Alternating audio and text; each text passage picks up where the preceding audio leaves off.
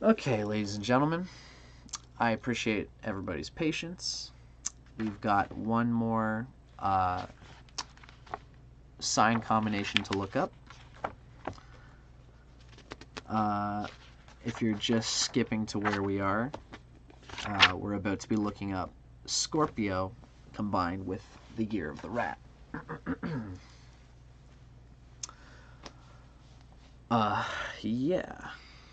Even though Scorpio is a water sign, let's try to watch for the archetype of the fiery, passionate fire panchatattvas coming through the passive, enduring style of Scorpio, which is also ruled by Mars.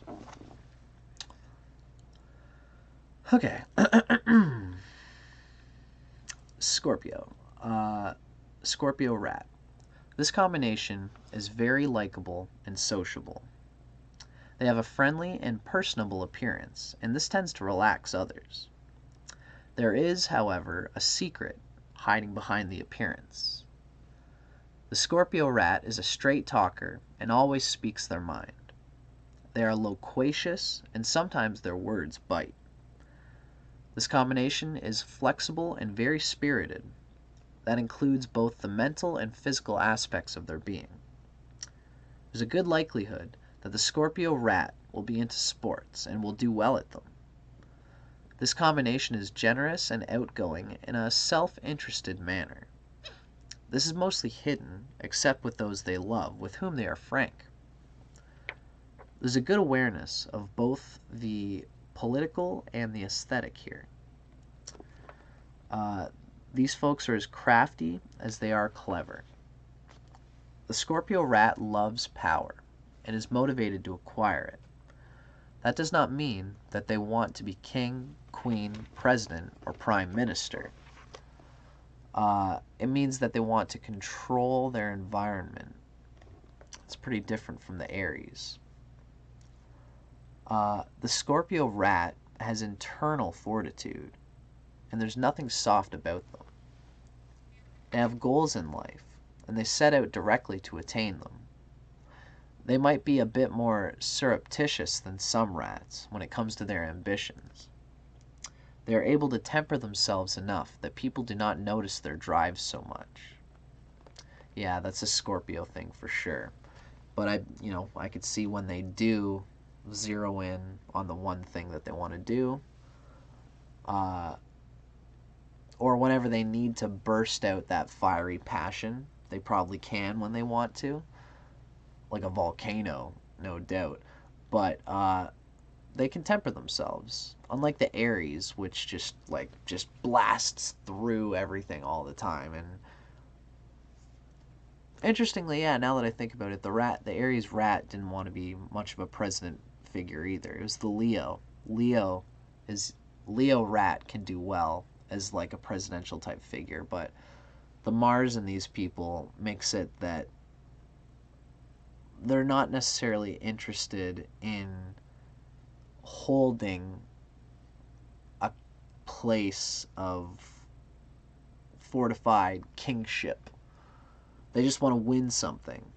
That's what Mars ruled types are interested in. The Leo wants to have a secure place where he can be feeling like he's winning all the time, even if he's just holding that belt there. But Aries and Scorpio want to have the visceral experience of winning. In romance, this is a sensual combination, the Scorpio rat. They are extraordinarily passionate, particularly in the early adult years. An inner voice seems to tell them that they need someone to keep an eye on them and help stop them from straying. This combination often ends up with a desirable but fairly straight-laced spouse, which is precisely what they need to achieve their goals. Romance and intrigue are the name of the Scorpio rat's game. This combination does not do one-night stands when it comes to love. They want the best, and the best has to be supremely special.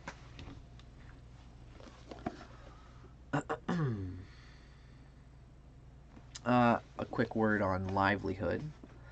Uh, the Scorpio rat, uh, the law, medicine, business, and entertainment are ideally suited for the aptitudes of this combination. Additionally, their happy and friendly nature makes their perspectives easier to accept.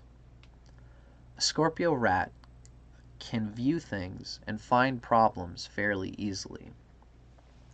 They have a keen eye for details and are very analytical. This makes for a good critic. Also, their willingness to tell it like it is can be helpful for those who want real and honest feedback.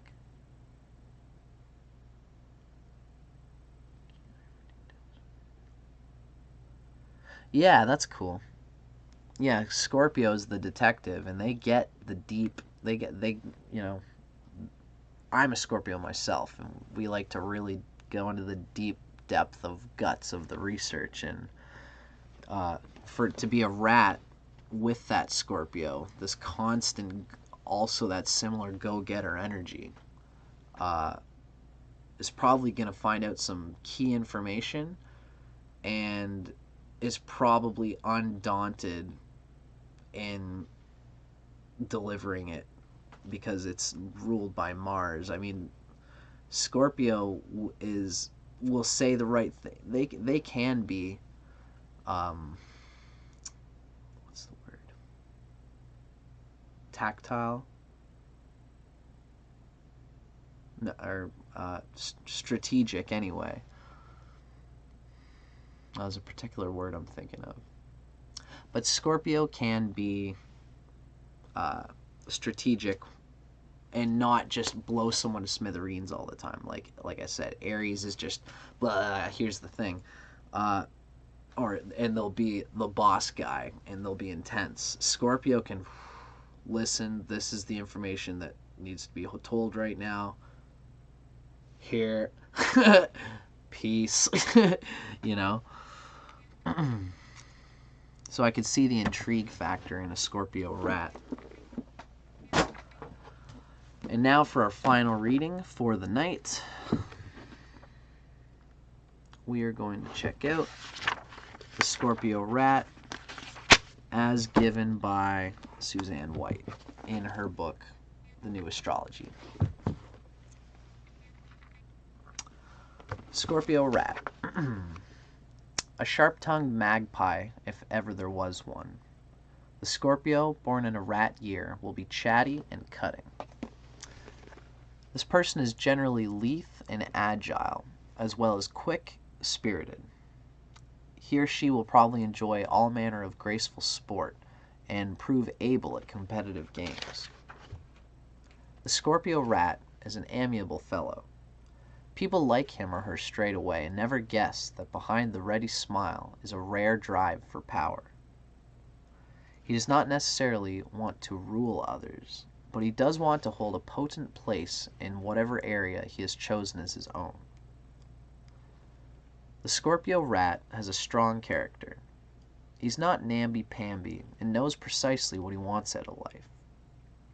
With the sneaky old Scorpio to temper his aggressiveness, this person will be more reserved than the average rat. He will surely enjoy receiving visitors and entertaining them generously. The Scorpio rat is often gregarious for his own interests, but his charm is that he does not hide this fact. He's not afraid to admit that he's out for himself and those he loves and that he intends to He's not afraid to admit that he's out for himself and those he loves, and that he intends to protect them by any means available. One of the most striking traits of this person's character is his vision and sense of the future. He's an excellent critic of things both artistic and political, and he seems to have a sixth sense about what will be popular and well-liked in years to come. The Scorpio rat is more than intelligent. He is wily and clever and full of guile. If he puts this cunning to good use as a creator or protector, the Scorpio rat's fate will be felicitous. He's a caring and understanding creature and can do much good for humanity. If, however, he is tempted by underhandedness, disaster may strike his life. The Scorpio rat is more vulnerable to disapproval than he seems. This is basically a noble nature in this combination that, on the whole, wants no ill to befall others. He's both nervous and suspicious, so he worries a lot and may suffer from anxiety attacks. He's magnetic and projects a pleasant presence. He will not take kindly to the meddling of others, but can be accused of meddlesomeness himself. Scorpio rat enjoys judging others and is adept at pinning them down to fine points or nailing them on delicate subjects. This person can make himself very unpopular with adversaries if he is not ever so careful on whom he passes his hasty judgments.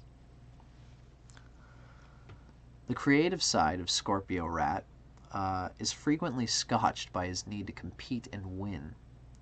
He does not handle failure well, this fellow. He or she can be leveled by setbacks and will give up anything and move to the country if the establishment gets in the way.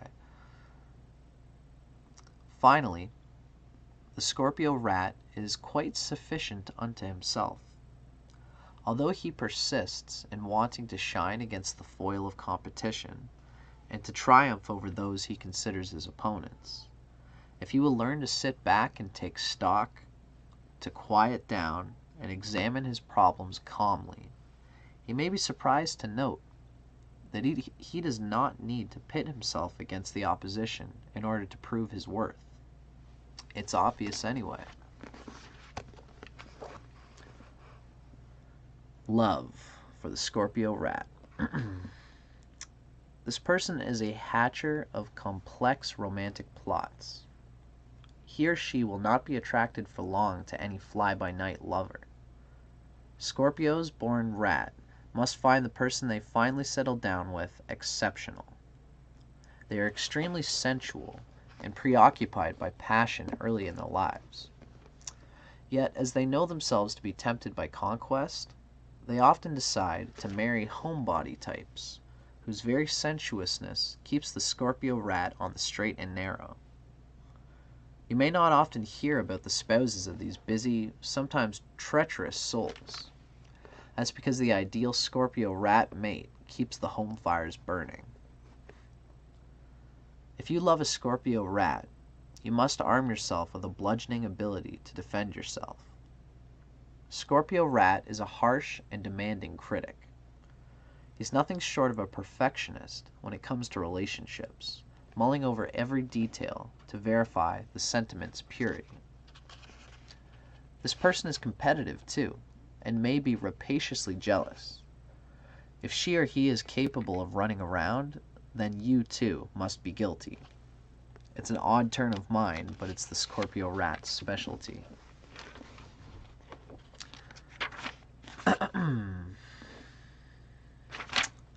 Profession. The Scorpio rat's ideal profession is vociferous critic. He is best at picking apart situations that need decorticating. Can't talk today. He is best at picking apart situations that need decorticating. He or she should be wise in law, or excellent at diagnosing diseases, troubleshooting in industry or entertainment, or inventing things that demand minute attention to detail. He's of sunny disposition, but will be acquisitive and power-hungry. You can hire the Scorpio rat, but his or her eye will be on the throne from the jump. Scorpio rats prefer first place to subordination, and usually they don't have undue qualms about reaching goals. They train or learn until they've got the whole system down pat, and then bingo, they're running the company. Machination is the stuff of the Scorpio rat's life. As a boss, the Scorpio rat will be demanding and protective, even patronizing. As he or she is very effective at any level and can do any and all the jobs at hand, the same kind of behavior will be expected from underlings. Some careers that fit this competitive person's nature are fashion, journalist, insurance salesman, inventor, athlete, performer, critic, politician. It's combining all those attributes that we've just talked about.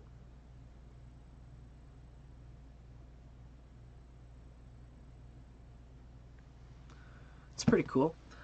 We can note the usual association of Scorpio with mechanics, seeing that the machination is the stuff of Scorpio rat's life. It's interesting to think about really with the Aries and the Scorpio. It's an upward, Mars is considered an upward pointed planet. So it's looking up. Is it upward pointing? Oh, actually, I think it might be downward pointing.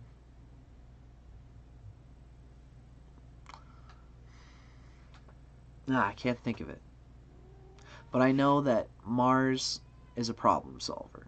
I think it looks up towards the inspiration of the problem because it's positively going forward with it. I think that's right. I feel like I should look it up, but bleh.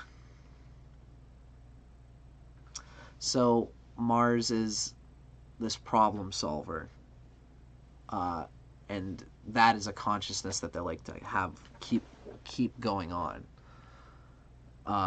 And we can see that in Scorpio and Aries, as well as in the rat. And to see them both smashed together like that is cool. We can see the fieriness of the fire Panchatattvas in all these descriptions, I feel. It seems to me like you can see that all three of those readings involved somebody who is courageous, typically. Yeah, like dealing with people and dealing with most things, especially because the sun is friendly, and the sun is friendly to Scorpio, Aries, and Leo.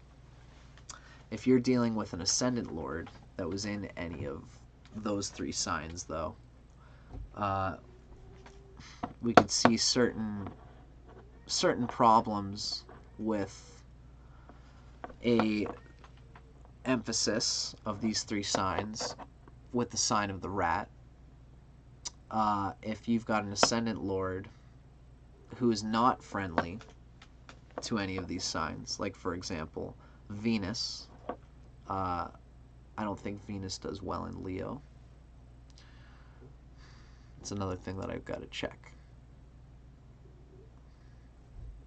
But to have Taurus or Libra ascendant with Venus in Aries, for example, we have an ascendant energy that is typically used to drawing, attracting,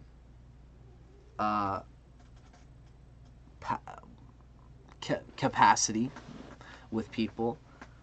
It's more receptive. Sorry, my nose is itchy. Blah. Venus and Libra and Taurus ascendant are more receptive. They're used to dealing with this Aries factor. They're used to dealing with everything with a give and take mentality. Now, if you have Libra ascendant and you have Venus in Aries in the 7th house, it's still in the 7th house. It's in an angle. It's not necessarily a terrible reading. Taurus would probably be a better example. If you have a Taurus ascendant with Venus in Aries in that 12th house, that's a harder deal because the 12th house is not, it's a house of loss anyway. So yeah, so Venus as an ascendant lord in Aries or Scorpio, won't fare quite as well. They'll have a harder time dealing with the expected martial conquest that is expected of someone who's pushing to get in that position. If your ascendant Lord Venus is in Aries, you're going to be pushed towards this fire Panchatattva thing, which is like courage,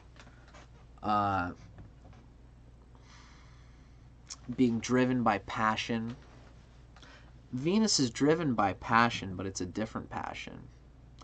Venus as an ascendant lord is driven by more of a aesthetic passion, more of a, it's really a worldly passion. Like the passion of Aries is supposed to be like just for the sake of it, just because it's coming out of me. But Venus in Aries would be more like desirous of things. It would be a desire that does not come from like within, like it does with the sun. Sun in Aries is just blistering with positive direction forward. The sun is exalted in Aries, and it just wants to start crunching these objectives. So anyway, yeah, we could see having, yeah, this is part of what I'm trying to get at. If you have Venus with this combination in Aries or Scorpio with the rat sign, that's what I was trying to get at. The rat will probably be pretty gnarled up. The rat will probably be voracious and gritty and too aggressive and too rapacious, too much tension is going to go into those Aries related things because he's doing it in a Venus way, and he's probably going to hold on to it all. Aries is used to just bang getting it out right now. Whatever the tension is, let's just deal with it right now, and then once it's gone, all right, on to the next thing. And then they go and look for another thing and they get it out. But if you're a Libra ascendant, you're going to be cropping up the same kind of fire Panchatattva Aries vibrations, but Venus won't just get it out right away. Venus will be trying to find a place to put it that's logical and that's like diplomatic. And it's just a frustrating thing for that to be in an Aries placement, especially for the rat, who is also so aggressive, who is not always aggressive, but when they've got aggression happening and tension happening, they're going to start thinking in their minds like, how do I eliminate this person? I don't like them. I'm going to get them out of here. And they're going to just think of some gnarly ways of making it themselves look cleverly like, oh, I'm a Libra, I'm super diplomatic. He got fired himself. I had nothing to do with it. I'm the nice Libra guy. But it's Libra and Aries, so it's like, you know, maybe they'll secretly like friggin', I don't know, something crazy. Frame them or something like that, you know. Put some like pot in a pipe on their desk at work or in their pack at work or something, and then come along and say, hey, what's this, boss? Jerry's smoking weed on the job, you know. And then the Libra person looks okay to the boss because they're being diplomatic, I guess, not to the person, but they don't care because the Venus and Aries won through a backhanded way. And that the rat would incite that backhandedness and encourage it. So these are just examples of when you've got this fire Panchatattva emphasis with negative dignity. It could come through the sign of the rat in malicious, creatively malicious ways that probably won't always work out the rat will try to be clever and to do these things, and it'll probably just be outrightly malicious, and people will know it, and it might just, the rat works well when Aries' spirit of conquest and passion is based on virtue and character, and it just wants to do it just because that's what you do. It doesn't come from the Venusian interest in being guided towards a high place of prominence for status's sake. Rat will go with that, but it's not a great place for him to place his aggression and tension. It'll probably just like make him look like an asshole. I mean, the Aries rat can be an asshole, but he's being an asshole for sake of like a virtuous principle, which makes it not so bad. He's an asshole about the job getting done. That we all got to get done if we want to go fucking home, so let's fucking do it. That's like an Aries rat. And on one place you're like, God, I wish he could put a little bit of sugar on top. But another place you're like, I'm glad someone has got their fucking nose in everybody so that we can go home. Aries rat will make sure that everyone gets the job done so we can go home, you know what I mean? So that's an example of my kind of thinking there. So, I think it's been about like 3 hours since I started this video. It's been a crazy one. It's 5:45 a.m. where I am. I should start getting more sleep than I have been, but I really wanted to do this video tonight. So lo and behold, there it is, and rock and roll, and thank you so much for being a part of it with me. All of my beautiful peeps who have been hanging out with me. I think I've got a few viewers who have been here for a very long time on this video. My dear friend Hazel's House of Witch Reflections is sending me some love. Thank you so much. Tonight's been a slice. So for anyone watching, this turned out to be a pretty good first little experiment. I'm gonna hold this video here for a while, but I'm probably gonna eventually redo it. I think that I'm gonna probably have to do like 4 of these before I get the full flow of smoothness in these videos. But I'm a musician, and I know that everything is always better after a few rehearsals. So, yeah, I'm going to be doing some more of these soon. Definitely sooner rather than later. I think eventually I'm going to try to do them like twice a week. And I might not even necessarily do them live. I did like checking out the comments and stuff, but I think that I might, when people watch these videos, I don't think they want to see me talking to... No offense, again, I invited the commenters, and I appreciate seeing the comments. But I might not necessarily do these live because people don't want to see me answering people's questions per se.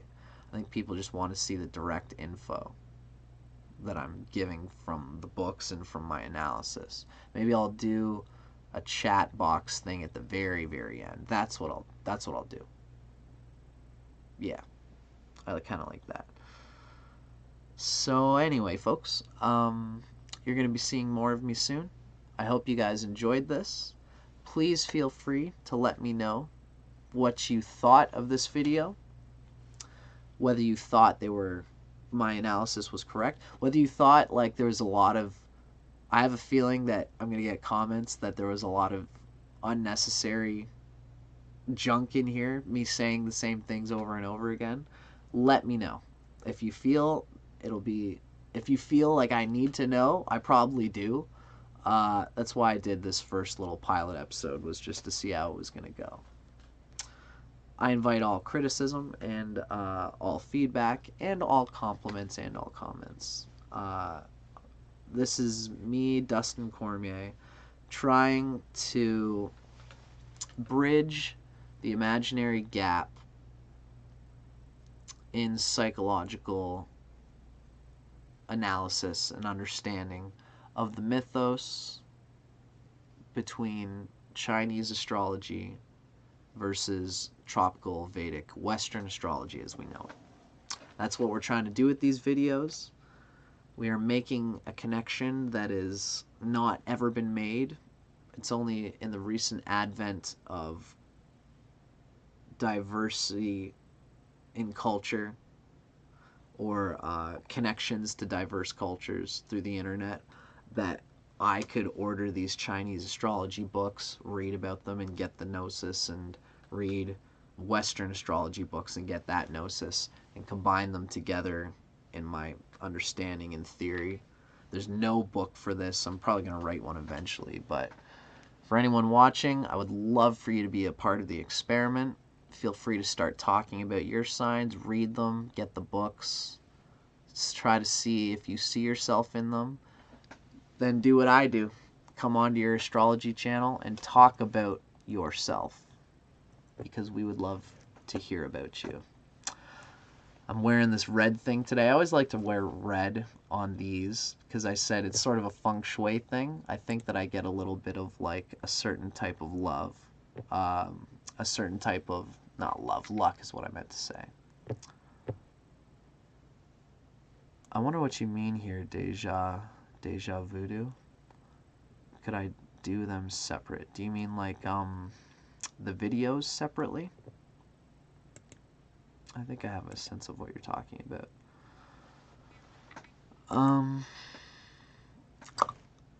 So I could ramble on forever, and I always make these little last things long.